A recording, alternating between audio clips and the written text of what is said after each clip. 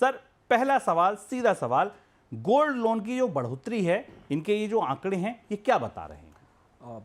Bonus point में आपका स्वागत है। गोल्ड लोन का आंकड़ा और गोल्ड लोन की चर्चाएं रिजर्व बैंक से लेकर विभिन्न बैंकरों के बीच में और बीएफएसआई के बीच में पिछले 6 महीने से लगातार चल रही हैं और उसके जो नतीजे हमारे सामने आए वो चौंकाने वाले हैं।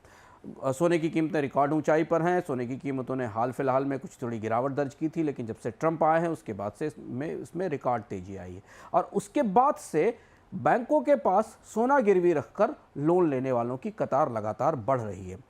करीब करीब पिछले 9 महीनों में 2024-25 के 9 महीनों में गोल्ड लोन कमर्शियल बैंक्स के गोल्ड लोन में 68% की 68% की बढ़ोतरी हुई है और ये लगभग, अगर आप डेटा पॉइंट में देखें तो ये लगभग 1,72,000 करोड़ रुपए के आसपास के गोल्ड लोन पहुंच चुके हैं। अब यहाँ एक बड़ी बात ध्यान करने वाली ये है कि रिजर्व बैंक ने पिछले 5-6 महीनों में और इससे पहले भी पिछले साल भी बार बार बैंकरों को इस बात के लिए चेतावनी दी थी कि वो गोल्ड लोन के पोर्टफोलियो पर नियंत्रण करें, लेकिन ऐसा नहीं दिखाई दे रहा है। हम आंकड़े देख रहे हैं। दिसंबर के अंत में रिजर्व बैंक ने अपने आंकड़ों में बताया था कि बैंकों के आउटस्टैंडिंग गोल्ड लोन पोर्टफोलियो 71% बढ़ चुके हैं।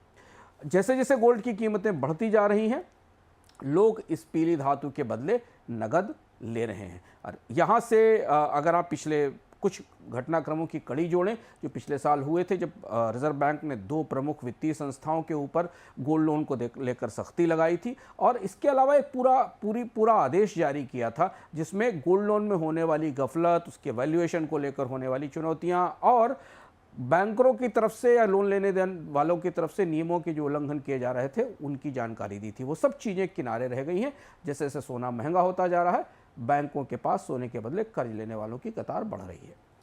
देखिए अंशुमान जी ने जिस नियम का, जिस सर्कुलर का, जिस सख्ती का जिक्र किया, उसका असर क्या हुआ? उसका असर ये हुआ कि सितंबर 2023 तक एनबीएफसी इस बाजार पर 61% कब्जा रखते थे।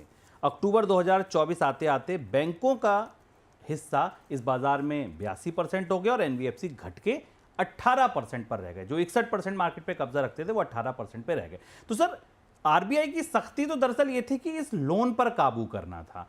यहां तो ये शिफ्ट हो गया, लेकिन लोन तो बढ़ते चले गए। तो क्या आरबीआई की सख्ती काम नहीं आई? आरबीआई ने 2 तरह से समझने की कोशिश की थी। आरबीआई को लग रहा था कि एनबीएफसीज के कामकाज में पारदर्शिता नहीं है और एक प्रमुख गोल्ड लोन कंपनी पर कारोबार रोकने के आदेश भी हुए थे और एनबीएफसी के कामकाज में अब अपारदर्शिता के कई सारे मामले भी पाए गए थे। जांच भी हुई थी और जांच की रिपोर्ट भी आई थी, जिसके बाद आरबीआई ने अपना सर्कुलर जारी किया था। लेकिन दिलचस्प बात यह है कि एनबीएफसीज इस दौड़ में पारदर्शिता के सवालों में घिर गए। गोल्ड लोन का बिजनेस नहीं रुका। गोल्ड लोन लेने वाले अब प्रमुख तौर पर बैंकों के पास पहुंच गए। अभी यह कहना मुश्किल है कि रिजर्व बैंक ने गोल्ड लोन के कारोबार में बैंकों के भीतर भी उसी तरीके की समस्याएं पाई हैं या नहीं, लेकिन बढ़ता हुआ गोल्ड लोन कई तरीके की चुनौतियां बाजार में में दिखा रहा है। एक तो गोल्ड लोन के बढ़ने के साथ लोग अपनी एसेट्स को बैंकों के पास गिरवी रख रहे हैं। बढ़ती महंगाई के बीच, टूटती बचत के बीच, आय में कमी के बीच यह माना जा रहा है कि ये लोगों के पास खर्च के लिए पैसे ना होने का प्रमाण है। और दूसरी बड़ी चीज़ है जो बात गोल्ड लोन के साथ पिछले 2-3 सालों से चर्चा में आती है कि जब लोग डिफॉल्ट होते हैं तो गोल्ड के ऑक्शंस किए जाते हैं और इन ऑक्शंस में ही सबसे ज़्यादा गफलत पाई गई थी, जिसके बाद आरबीआई ने इस पर सख्ती की थी। सर एक बात पर आपकी टिप्पणी और चाहूँगा। आप क्या इस बात से इत्तेफाक रखते हैं कि इस समय जब गोल्ड की कीमतें 8,000 रुपये प्रति ग्राम या 80,000, 82,000 का लेवल छू रही हैं, तो क्या ऐसे लोगों को भी गोल्ड लोन लेने के लिए प्रेरणा मिलती होगी या वो ज़्यादा प्रेरित होते होंगे? जो पर्सनल लोन लेने जा रहे होंगे उनको लगता होगा यार गोल्ड पर अच्छी कीमत मिल रही है तो छोड़ो पर्सनल लोन या छोड़ो दूसरे लोन, जो बजूका लोन या ये शॉर्ट टर्म लोन या सैलरी लोन चलते हैं, उसकी जगह हम गोल्ड लोन लेने। क्या आपको लगता है इसका भी एक हिस्सा है?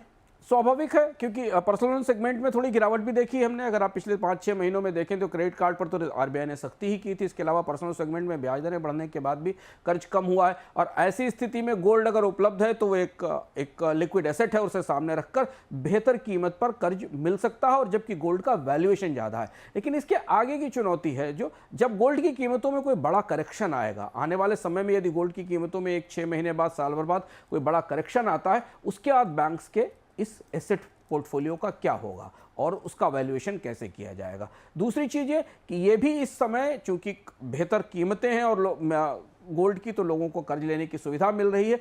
इस कीमत पर गोल्ड को सामने रखने के बाद लोगों के लोन की रिकवरी या वापसी कैसी होगी, क्योंकि गोल्ड लोन के प्रोफाइल में सबसे बड़ी चिंता शुभम जो आरबीआई को दिखाई दी है वो है डिफॉल्ट्स की। आमतौर पर गोल्ड लोन लेने वाले लोग छोटी आय वाले लोग होते हैं, अपने घर के सोने को गिरवी रखते हैं और उसके बाद अधिकांश समय वो सोना वापस नहीं कर पाते हैं। आपने अखबारों में बड़े बड़े विज्ञापन देखे होंगे गोल्ड लोन कंपनियों की तरफ से जो सोने के ऑक्शन को लेकर जारी किए जाते हैं।